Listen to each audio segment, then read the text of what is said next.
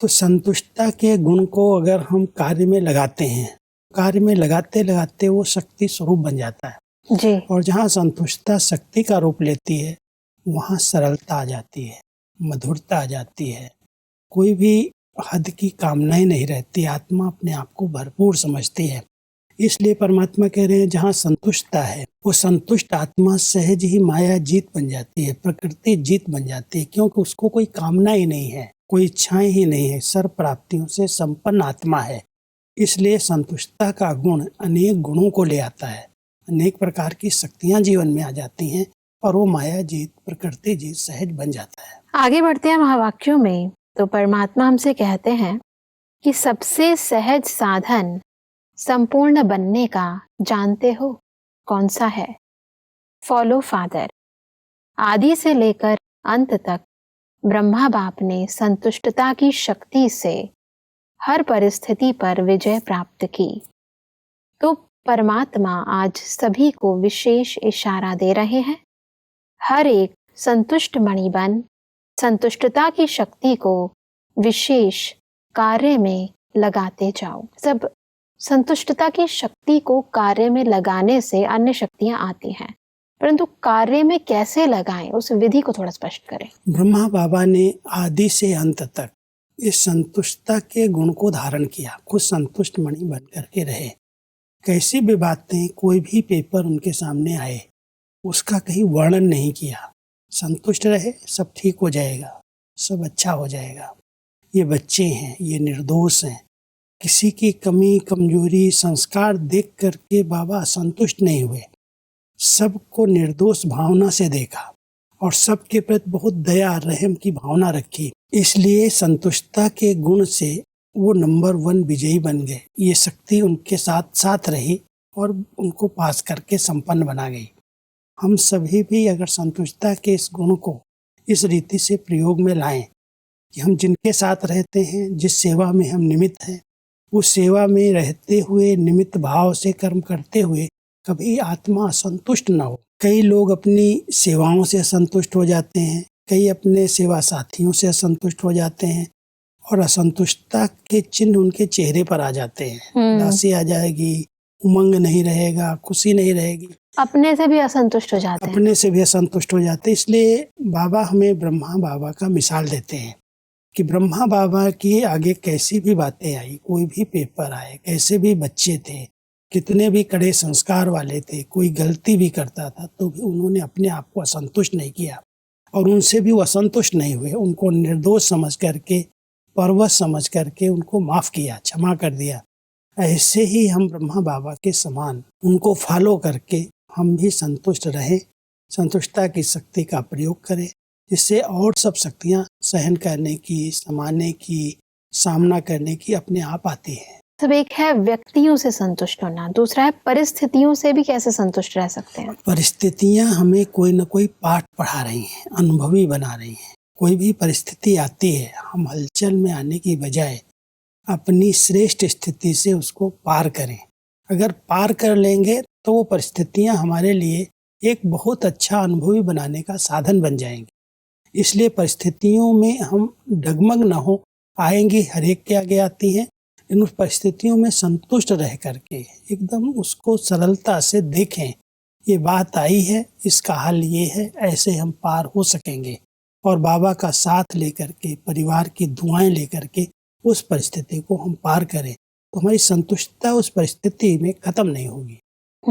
आगे बढ़ते हैं। परमात्मा कहते हैं कि हर एक को यह चेक करना है कि संतुष्टता की शक्ति से स्वयं भी संतुष्ट, साथी भी संतुष्ट रहे। जो परमात्मा चाहते हैं वैसे ही संतुष्ट रहे। कोई भी समस्या संतुष्टता से समाप्त हुई, क्योंकि दुनिया में दिन प्रतिदिन असंतुष्टता बढ़नी ही है। उसके लिए अपने को देखें कि मैं सारा दिन संतुष्ट मणि रही या रहा। इसका सहज साधन है फॉलो ब्रह्मा फादर। सब संतुष्टता की शक्ति की इस सूक्ष्म चेकिंग को भी थोड़ा स्पष्ट करें। कोई भी परिस्थिति को पार करने के लिए संतुष्टता एक बहुत बड़ी शक्ति का काम करती है। अगर मैं संतुष्ट हूँ और साथ में मेरे साथी भी सब संतुष्ट हैं, तो बातें आएंगी, उनको हम सब मिल करके पार कर लेंगे। अगर एक भी असंतुष्ट होता है तो उसमें परिस्थितियों में हम घबरा सकते हैं, हार हो सकती है। जी। इसलिए परमात्मा कह रहे हैं पहले अपने आप को संतुष्ट मणि बनाओ। कोई भी बातें आती हैं, अगर हम ब्रह्मा बाबा को सामने रखते हैं, कैसे उन बातों में वो अपने आप को संतुष्ट रख करके पास हुए। फिर अपने साथियों को जितना हम सम्मान देते हैं, जितना उनकी बात को स्वीकार करते हैं, उतना वो हमारे से संतुष्ट रहते हैं। संतुष्टता का एक अच्छा वातावरण बनता है। जी। और जब संगठन संतुष्ट होता है, साथी संतुष्ट होते हैं, तो कोई भी बातें आती हैं वो बहुत सहज खत्म हो जाती, समाप्त हो जाती हैं। अगर एक भी असंतुष्ट होता है तो उससे वो वातावरण बनाता है और उससे अनेक प्रकार के विघ्न पैदा होते हैं। इसलिए ब्रह्मा बाबा ने कैसे संतुष्ट रह करके हर परिस्थिति को पार किया और बच्चों को सदा संतुष्ट रखा, उसको हम देख करके चेक करें और फॉलो करें। कौन सी अभी कमी है जिसके कारण मैं संतुष्ट नहीं रह सकता, या मेरे द्वारा दूसरी आत्माएं संतुष्ट नहीं रहती। सब एक पॉइंट परमात्मा ने कहे कि जैसे परमात्मा चाहते हैं वैसे संतुष्ट हूँ। परमात्मा ने जो श्रीमत दी है, मर्यादाएं बताई हैं, वही उनकी चाहना है। अगर मैं आत्मा श्रीमत मर्यादाओं प्रमाण चल रही हूँ तो परमात्मा की वो चाहना अनुसार मैं संतुष्ट हूँ। अगर मैंने कोई मर्यादा का उल्लंघन किया है, कोई श्रीमत के विपरीत मेरे से कर्म हो रहे हैं, तो परमात्मा की चाहना के विपरीत मैं चल रहा हूँ। और परमात्मा की चाहना के विपरीत कोई कहे मैं संतुष्ट भी हूँ तो उसको संतुष्ट नहीं माना जाएगा। इसलिए संतुष्टता का आधार है, स्वयं की संतुष्टता का आधार है कि हम ईश्वरीय नियम और मर्यादाओं को सामने रखते हुए उस प्रमाण चलते चलें। जब हम पूर्ण रीति से मर्यादाओं का पालन करेंगे तो परमात्मा की चाहना अनुसार पहले हम संतुष्ट रहेंगे और फिर हमारे साथी, उनको इतना रिस्पेक्ट देते हुए, उनको उसी सम्मान से देखते हुए, उनको उतना रिगार्ड देते हुए हम उनको भी संतुष्ट रख सकते हैं। इसलिए परमात्मा कह रहे हैं क्या हम परमात्मा श्रीमत अनुसार, परमात्मा की चाहना अनुसार संतुष्ट रहते हैं और दूसरों को संतुष्ट करते हैं। परमात्मा की कहते हैं कि परमात्मा विशेष संतुष्टता की शक्ति का वरदान चारों ओर के बच्चों को दे रहे हैं। संतुष्ट रहना, संतुष्ट करना और संतुष्टता की शक्ति से विश्व में भी संतुष्टता का वाइब्रेशन फैलाना। परमात्मा के कहते हैं कि कुछ भी होवे ना, कोई भी ऐसी प्रॉब्लम छोटी मोटी आवे ना, तो आप मधुबन में मन से पहुंच जाना, तन से नहीं, मन से। परमात्मा बच्चों के मन में एक्स्ट्रा खुशी की खुराक भर देंगे।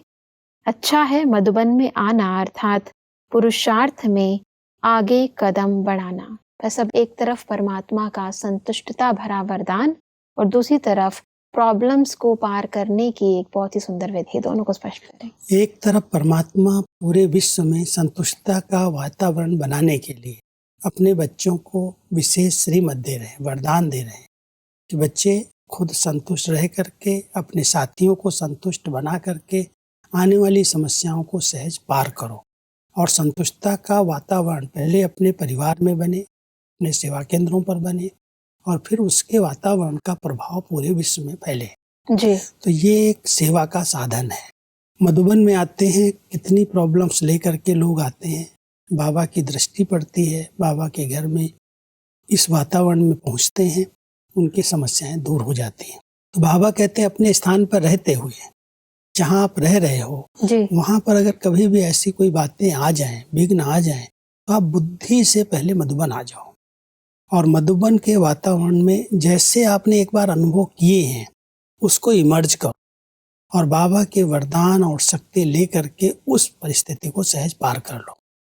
कई बार होता है कि किसी स्थान के वातावरण में इतने अच्छे अच्छे अनुभव हो जाते हैं और विशेष करके जो भी आते हैं, नए नए बाबा के बच्चे आते हैं, कई ऐसे अनुभव करके जाते हैं कि जब हम आए थे तो आकर्षण नहीं थी, जब जाते हैं तो रोना आता है।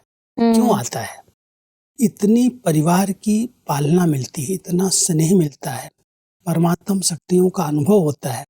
वही अनुभव ले करके अगर कोई यहाँ से गया और उसके सामने कोई भी बातें आई, फिर अनुभव के वातावरण को, उसी वातावरण को इमर्ज किया, तो उस वातावरण का प्रभाव उसकी समस्या को समाधान कर देता है। इसलिए परमात्मा ये बात कह रहे हैं कि एक तरफ संतुष्ट रहो, संतुष्ट बनाओ, संतुष्टता का वायुमंडल बनाओ, और दूसरी तरफ समस्याओं के समय आप बुद्धि बल से मधुबन में पहुंच जाओ और बाबा की शक्तियों का अनुभव करके फिर उस समस्या का समाधान कर लो। आगे बढ़ते हैं। परमात्मा कहते हैं कि मधुबन में सहज सारा दिन क्या याद रहता है? बाबा बाबा बाबा।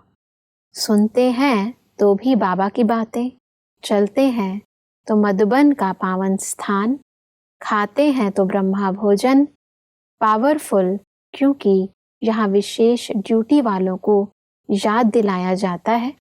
इसलिए मधुबन में आना अर्थात अपने में ज्ञान, योग, धारणा और सेवा में कदम को आगे बढ़ाना। मधुबन की सेवा के इस महत्व को थोड़ा स्पष्ट करें। जो भी मधुबन में आते हैं तो उनको हर प्रकार की पालना मिलती है, क्योंकि मधुबन में आते ही कहते हैं एक तरफ क्लास, दूसरी तरफ क्लास, माना खाना खाया और क्लास किया, योग किया, और कोई चिंता नहीं और कोई फिक्र नहीं। चारों सब्जेक्ट पर फुल अटेंशन मधुबन में आने वालों को दिलाया जाता है। सेवाओं का भी हर एक को चांस मिलता है, कर्मणा सेवाएं हैं, कोई भोजन खिलाता है, कोई बनाता है, कोई सेवाएं करता है। लेकिन साथ साथ धारणा की अच्छी अच्छी क्लासेज मिलती हैं, योग के लिए विशेष अभ्यास के पॉइंट्स मिलते हैं और अभ्यास कराया भी जाता है। तो ज्ञान, योग, धारणा और सेवा चारों ही सब्जेक्ट जहाँ से हमें प्राप्त हुई हैं और जिसके अनुभव हम मधुबन में आके करते हैं। परमात्मा कहते हैं अगर आप बुद्धि योग से मधुबन आ जाओगे तो ये चारों सब्जेक्ट में जैसे आप भरपूर हो जाओगे, बुद्धि से अनुभव कर लोगे कि मधुबन से मुझे ये प्राप्तियां हुई हैं, और उन्हीं प्राप्तियों के आधार से आने वाली परीक्षाओं को आप पास कर सको। आगे बढ़ते हैं। परमात्मा कहते हैं कि ऐसा प्लान बनाओ जो हर जोन में कोई भी पुरुषार्थ में कमजोर नहीं रह जाए। जैसे अभी साथी हो वैसे पुरुषार्थ में भी अच्छे से अच्छे साथी बन के चले, क्योंकि आप निर्विघ्न बनेंगे तो उसका वायुमंडल विश्व में फैलेगा। सारी विश्व परिवर्तन होनी है। निर्विघ्न स्थिति की ओर परमात्मा बार बार हमारा ध्यान खिंचवाते हैं। ये स्थिति कैसे वायुमंडल परिवर्तन करती है, इसको थोड़ा स्पष्ट करें। परमात्मा हम सबको कह रहे हैं जैसे सेवा में आप हर एक को अपना साथी बनाते हो, कोई भी बड़े प्रोग्राम होते हैं तो सबके सहयोग के लिए सबको साथ लेकर के चलते हो, ऐसे ही पुरुषार्थ में भी जो भी आपके साथी हैं उनको नए नए ढंग से पुरुषार्थ कराओ, जिससे वो विजयी बन करके रहें। जो सदा पुरुषार्थ में तत्पर रहते हैं, लौलीन रहते हैं, उनके आगे विघ्न नहीं आते। तो वायुमंडल को, सेवा केंद्रों के स्थानों को निर्विघ्न बनाने के लिए हर एक का पुरुषार्थ एक रस रहे, उस पर हर एक को अटेंशन देना चाहिए। और जो बड़े हैं, निमित्त हैं, वो अपने साथियों को पुरुषार्थ की भिन्न भिन्न नई नई विधियाँ बता करके उनको साथी बना करके शक्तिशाली बनाएं।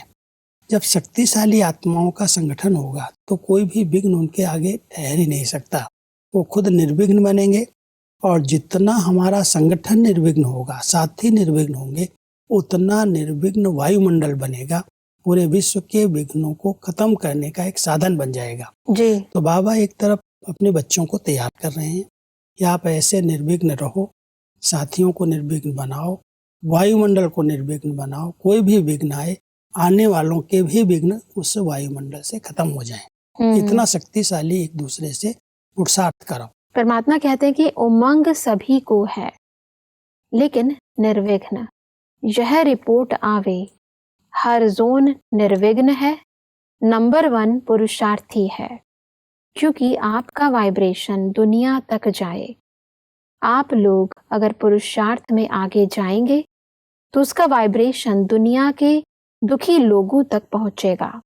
आजकल तो कितना दुख बढ़ रहा है, कारण ही ऐसे बनते हैं जो दुख ही दुख फैल जाता है। दुखी आत्माओं को अपने वाइब्रेशन से कैसे हम सुखी बनाएं, कैसे वातावरण परिवर्तन करें, इस विधि को थोड़ा स्पष्ट करें। वास्तव में वर्तमान समय कलयुग के अंदर दुख ही नहीं है। बाबा जो साकार में कहते थे बच्चे दुखों के पहाड़ गिरेंगे। तो अचानक ऐसी कोई लहर आती है, जैसे इस कोविड के अंदर कितने दुखों के पहाड़ गिर गए। अचानक परिवार के कई सदस्य छोड़ के चले गए, शरीर छोड़ दिया।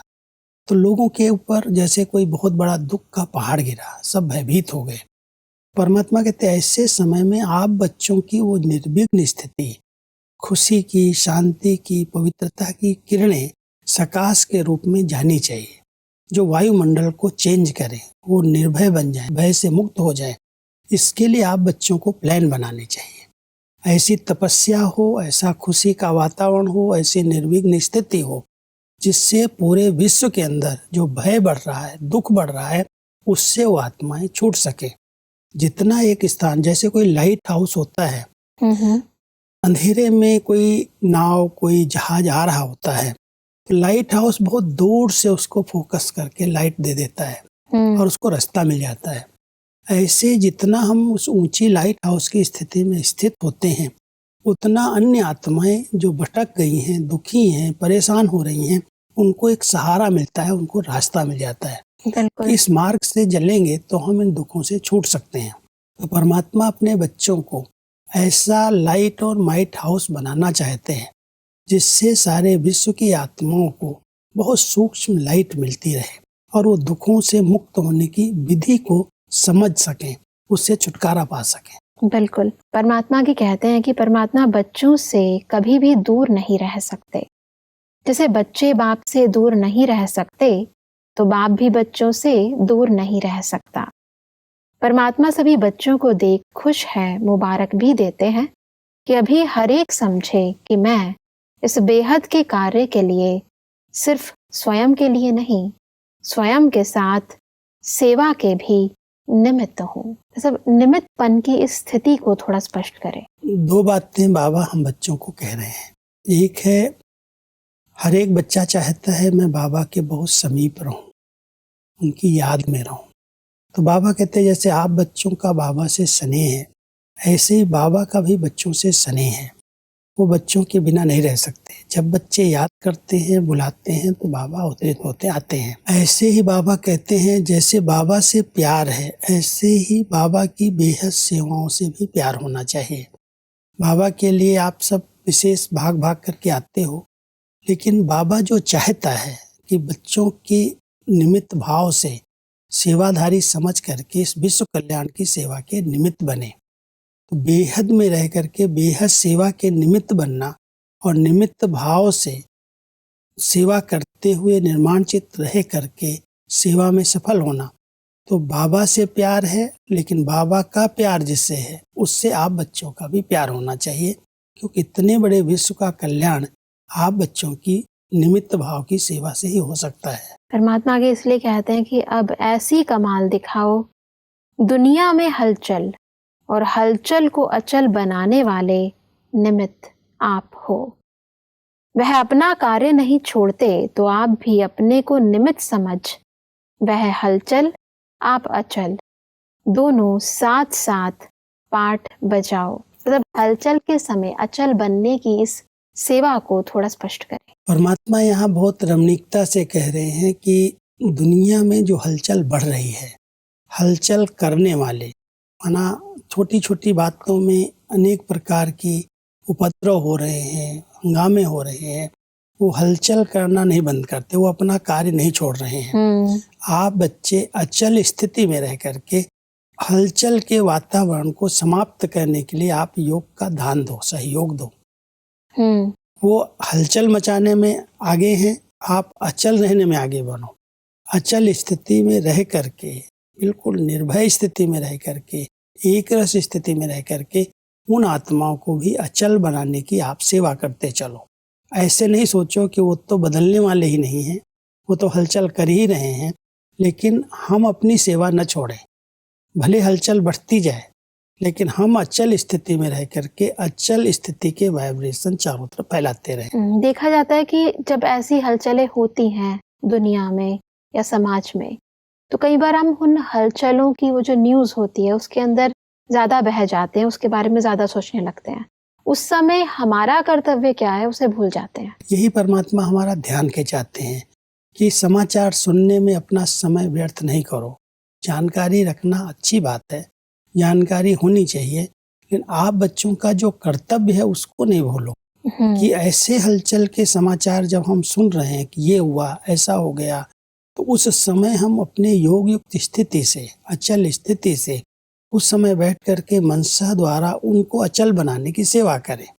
सिर्फ समाचार नहीं सुने, क्यों में ऐसा हो गया, क्यों ऐसा हो गया, किसने ऐसा कर दिया, ऐसे होता है वैसे, उन बातों में अधिक विस्तार में न जा करके हम अपनी अचल स्थिति में स्थित रह करके परमात्म शक्तियों को लेकर के शांति के, पवित्रता के, प्रेम के वाइब्रेशन किरणों के रूप में फैलाएं। ये हमारा कर्तव्य है, ये हमारी सेवा है। लेकिन अगर हम कोई समाचार सुन करके ऐसा हो रहा, वैसा हो रहा, उसमें उलझ जाते हैं, तो जैसे वो हलचल में ऐसे हम भी हलचल में आ गए। बिल्कुल। इसलिए अचल रह करके अपने कार्य को हम पूरा करें। वो धीरे धीरे उन तक वो बात पहुंच जाएगी, उनको संकल्प टच होंगे, लेकिन आप अपनी सेवा नहीं छोड़ो। बिल्कुल भाई साहब, आज हमने संतुष्टता की शक्ति के महत्व को बहुत ही गहराई से समझा। स्पष्टीकरण के लिए आपका बहुत बहुत धन्यवाद। ओम शांति। दर्शकों, आज के महावाक्यों में परमात्मा ने कहा कि हमें ब्रह्मा बाबा के समान संतुष्टता की शक्ति से परिस्थितियों पर विजय प्राप्त करनी है। परमात्मा ने कहा कि विश्व परिवर्तन करने के लिए व दुखी आत्माओं का दुख दूर करने के लिए हमें नंबर 1 पुरुषार्थी व निर्विघ्न बनना व बनाना है। परमात्मा ने कहा कि सदा स्मृति रहे कि मैं बेहद सेवा के निमित्त हूँ, हलचल में भी अचल बनने व बनाने के निमित्त हूँ। आप सभी के समक्ष हम फिर हाजिर होंगे। तब तक के लिए लेते हैं इजाजत। ओम शांति। मुख्य सार, संतुष्टता की शक्ति। पहला, जहाँ संतुष्टता है वहाँ और शक्तियाँ भी आ जाती हैं। दूसरा, किसी भी प्रकार की समस्या को सहज समाप्त कर सकती है। तीसरा, माया और प्रकृति की हलचल को परिवर्तन कर देती है। चौथा, कैसा भी वायुमंडल व सर्कमस्टांस हो, सहज परिवर्तन कर सकती है। कोई भी प्रॉब्लम आवे तो आप मधुबन में पहुंच जाना, तन से नहीं मन से। मधुबन का पावन स्थान और ब्रह्मा भोजन पावरफुल है। मधुबन में आना अर्थात ज्ञान, योग, धारणा और सेवा में कदम आगे बढ़ाना।